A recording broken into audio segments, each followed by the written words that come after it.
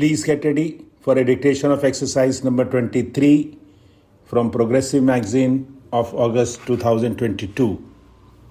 5 seconds.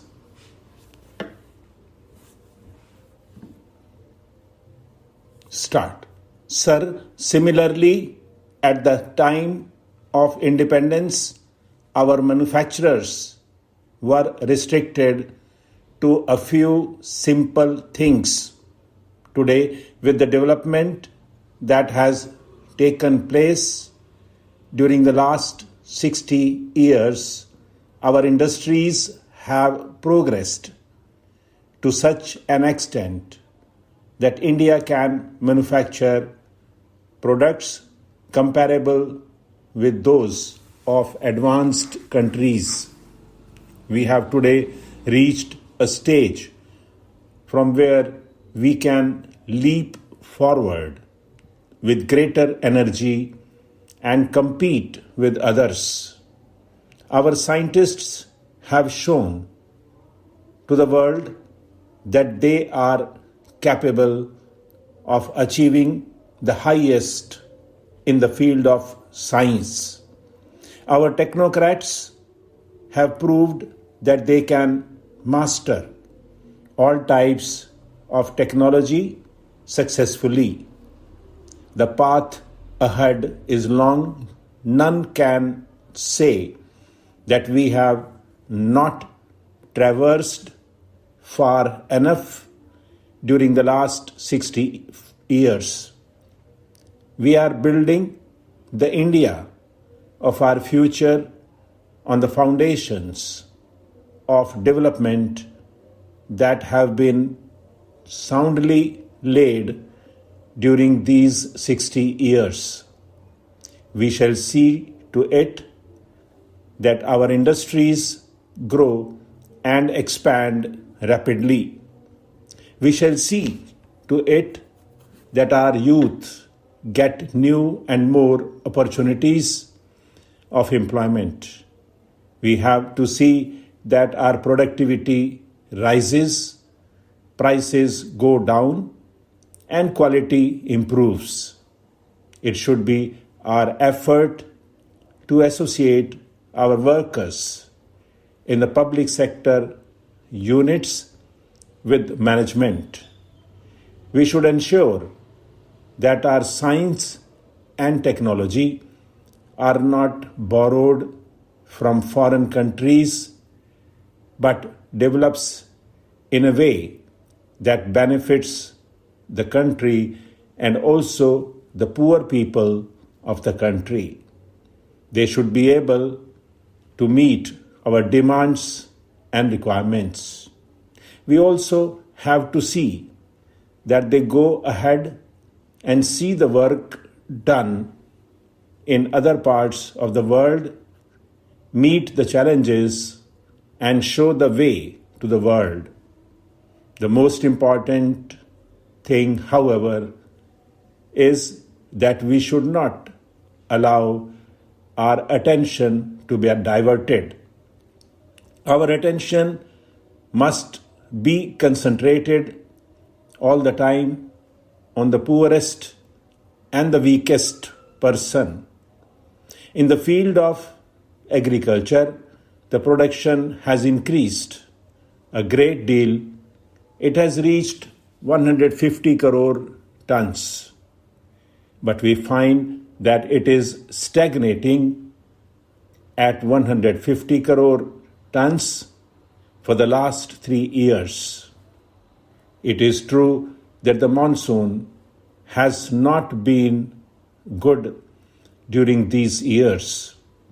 Farmers in many regions and parts of the country have to face difficulties, but we are resolved to ensure that the farmers' produce is not affected by the vagaries of weather in future.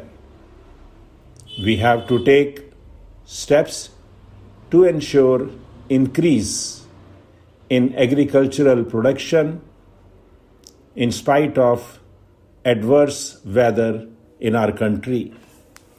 Some 70% of our population reside in rural areas, and almost the same percentage of people are poor and they earn their livelihood in the agricultural farms. The number of agricultural laborers is much more than that of farmers. We have to pay special attention towards them. If we want to eradicate poverty, we have to begin with the farmers' fields. We have started spreading the Green Revolution, and we are happy to see that during the last 2 years, an improvement has been noticed for the first time in Uttar Pradesh. Improvement has also been noticed in Bihar, Odisha, and Bengal, where the output of farmers is increasing. Poverty has been reduced in the rural areas.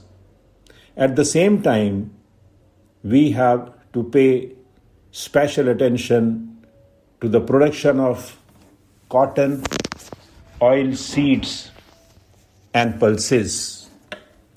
In this way, we will see that with the spread of greenery, poverty would be gradually reduced and would ultimately vanish. This year, we have provided more resources than ever before for programs meant for eradication of poverty. At the same time, we have strengthened the administration as part of the poverty eradication program. I have myself traveled far and wide, and after seeing the work with my own eyes and discussing the matter with the officers, strengthened these programs and intensified them. Most important of all, we have treated education as a part of the poverty eradication program, because as long as the children of the poor people do not get good education, poverty cannot be eradicated. Today, however, we find another problem before us, a very serious problem, that is of unemployment of the youth. We find signs of pessimism in our youth. Millions of our young people do not succeed in getting employment, and millions remain dissatisfied even after getting employment because they do not get what they want. We have to concentrate on the employment scene. There are some weaknesses and deficiencies in our setup. There is employment, there are jobs, but the education skills that are required to fill up the vacancies are not there. Millions of boys and girls are matriculates. Millions of them are degree holders, but all cannot get white-collar jobs. We have taken care of these things. In our new education policy, it has been our endeavor to make up for the deficiency in our setup.